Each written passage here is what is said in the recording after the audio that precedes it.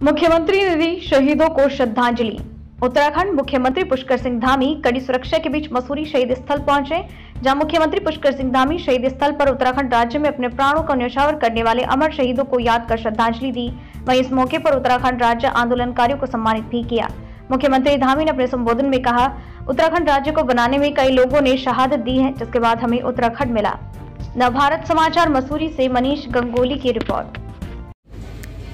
उसको 7 करोड़ से ज्यादा लोगों को जो है उसमें सहन करना पड़ता है, तो हमने कहा कि इसकी भी व्यवस्था कुछ न कुछ हमारे लिए होनी चाहिए, क्योंकि आज राज्य को बहुत सारे संसाधनों की भी जरूरत है।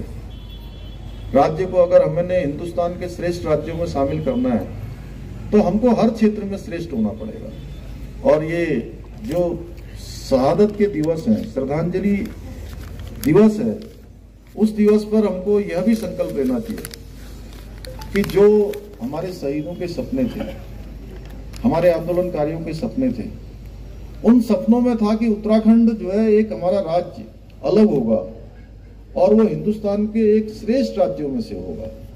हमने भी उसके हिसाब से आज सारी योजनाएं, सारा रोड मैप अगले 3 सालों के लिए और अगले 10 सालों के लिए बनाया है।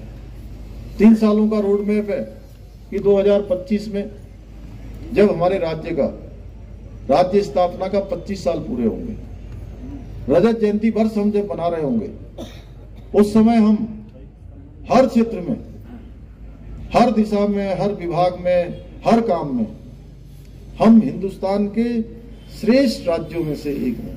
और उसके लिए होगा कि हमको हर क्षेत्र में काम करना होगा।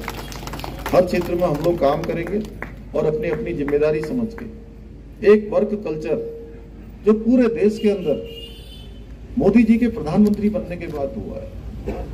हर किसी को काम करना पड़ता है, आउटपुट देना पड़ता है। देश का सम्मान, देश की पहचान पूरी दुनिया में बढ़ी है।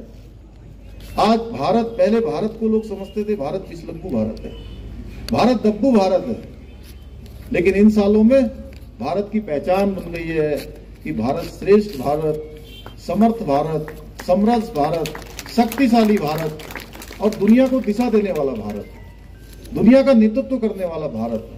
हम उस दिशा में आगे बढ़ रहे हैं। आप देखिए, पिछले दिनों रूस और यूक्रेन युद्ध हुआ। उस समय जहां भारत के बच्चे जो वहां पढ़ते थे, हमारे बेटे बेटियां उत्तराखंड के भी थे बहुत सारे, वो अपने हाथ में सबके सब तिरंगा लेकर चल रहे थे, तिरंगा लेकर आ रहे थे और तिरंगा उनके हाथ में था, तो सारे के सारे सुरक्षित जो है सीमा पार हो रहे थे। उत्तराखंड राज्य को प्राप्त करना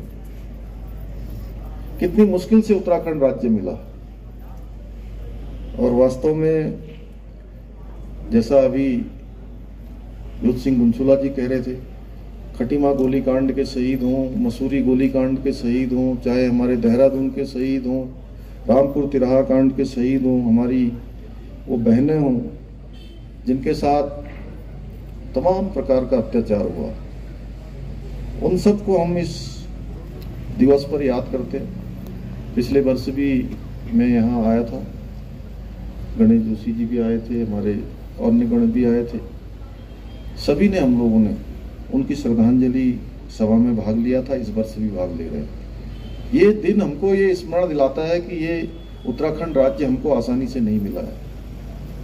इसलिए इस दिन हम जहां उनका स्मरण करते हैं, वहीं हमको आगे उत्तराखंड राज्य कैसा होगा, उसमें हमारी कैसी सहभागिता होगी, क्या हम उसमें योगदान दे सकते हैं, यह भी एक हमारे लिए संकल्पबद्ध और वचनबद्ध होने का दिवस है।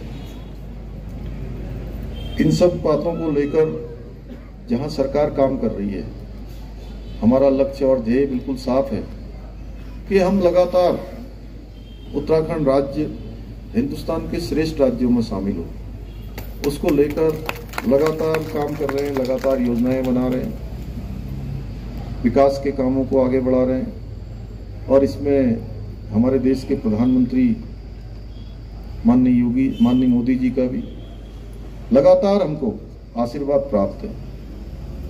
हर क्षेत्र में आज आप देख रहे होंगे, अभी माननीय प्रधानमंत्री जी ने 5 नवंबर 2021 को बाबा केदार की भूमि से कहा था कि आने वाला जो दशक है ये उत्तराखंड का दशक होगा। जिस दशक को बनाने के लिए हमारे इन शहीदों ने अपनी शहादत दी थी।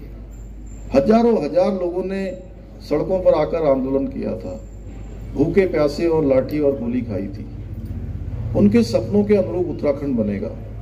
तो उस दिशा में प्रधानमंत्री जी जहां 5 नवंबर 2021 को बाबा केदार की प्रांगण से उत्तराखंड का दशक होगा। और इस बार जो हमारी यात्रा चली है,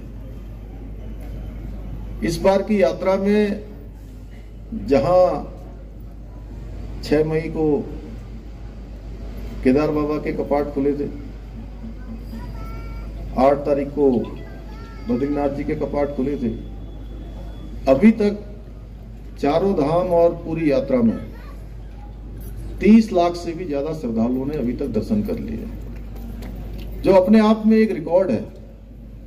अभी यात्रा सीजन बचा हुआ है, सितंबर माह में, अक्टूबर माह में और फिर कुछ नवंबर माह में, तो अभी यात्रा चलनी है। सारे रिकॉर्ड ध्वस्त हो रहे हैं, सारे रिकॉर्ड टूट रहे हैं। मैं पिछले दिनों किसी कार्यक्रम में मसूरी आया था, तो मसूरी में भी मैंने देखा, वैसे तो मसूरी में हर साल ही ऐसा होता है, इतने पर्यटक आते हैं, इतनी बड़ी संख्या में आते हैं कि हमको यहाँ पर निकलना भी भारी पड़ जाता है।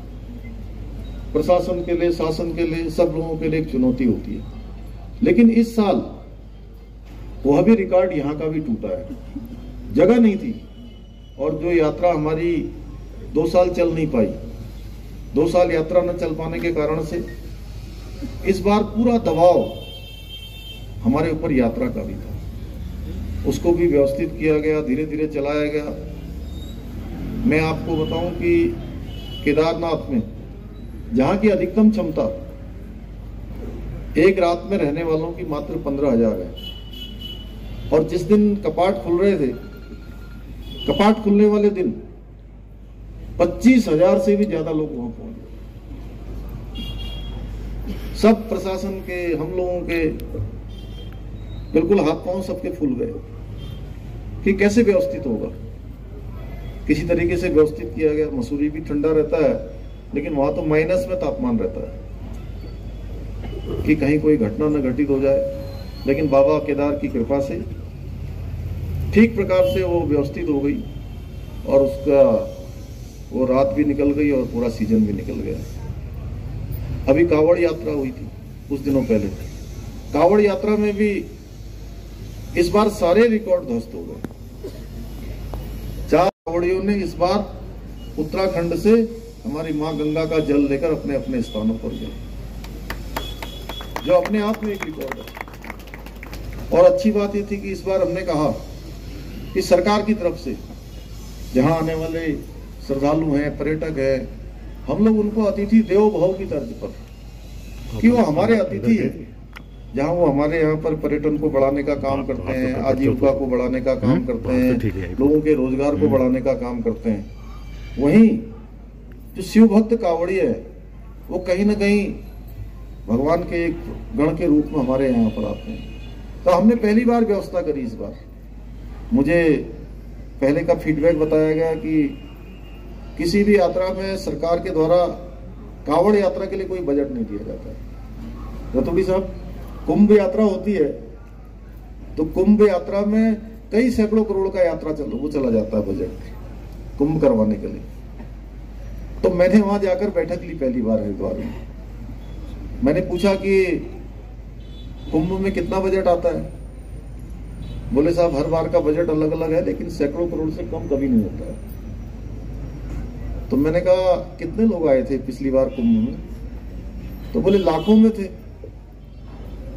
तो मैंने कहा कुंभ में लाखों में लोग आए और आपने सैकड़ों करोड़ बजट लगा दिया, कावड़ में कितने लोग आने वाले हैं?